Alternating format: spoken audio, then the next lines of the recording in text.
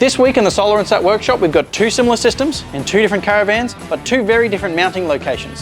What's the difference? Well, we'll show you. Let's go take a look. So here we go, guys. We've just completed a full lithium conversion on this 2012 concept caravan. Customer came to us, he didn't have much stuff in here beforehand. A small battery, a little solar regulator and a flexi panel glued to the roof, which he painstakingly removed himself. We've gone ahead and added 800 watts of Sherby solar panels up on the roof. So what comes with the system is basically the 3000 volt amp Victron inverter, the 300 amp hour Sherby lithium battery. We've also got the 100-50 Victron solar regulator handling the solar on the roof, and the 30 amp DC-DC charger. So we've also run a cable on his 2020 Ford Ranger. So all he has to do is hook up, plug the Anderson plug in the front, he's good to go. Sometimes we do the systems underneath the bed. It was easier to do the system in the front boot because that's where all the old wiring was. And it also means because it's a fully sealed area, we don't have to build a battery box around the lithium battery. We can just put it straight in and vent it to the outside. So the customer can still easily access everything from the front boot here when it comes to his fuses and his breakers. And Craig over there, he's done a very similar job, used similar components on a different caravan. So we'll go and take a look and see how he's installed his. G'day guys, we're here today in an Atlantic caravan. So we've done our two Sherby 300 amp hour batteries, 3000 volt amp inverter, two 50 amp solar regulators and a 30 amp DC-DC, 24-12 with that one because the customer's actually using a truck to tow this van.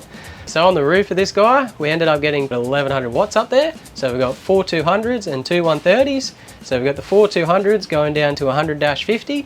And then we've got the two 130s in series going down to the 150, which still leaves room for expansion because he still does have a bit of room up there on the roof, so we can put more up there and hook it up to that same regulator. And that should look after all his solar needs. And we've also done a BMS delete in this one, mainly because the customer actually only had the BMS there to sort of regulate his power going out, wasn't actually controlling his batteries. A BMS delete increases reliability because you're just running it all off the Victron system and not actually passing it through to the BM Pro afterwards. It also simplifies the system because all the features are built in and taken care of by the Victron system, so it gives the customer a singular point of control and access. So we've done the BMS delete and put a blue C-Fuse fuse block in there to replace all the loads that were in the van. And then it's made room for our controllers up in the cupboard. So the big difference between mine and Vince's install this week was he had it in his front boot, which was in a non-inhabitable area. Me, on the other hand, I was under the couch. It's because we got lithium batteries in here, in an inhabitable area, in a living area. We had to vent it out through the floor in a sealed compartment.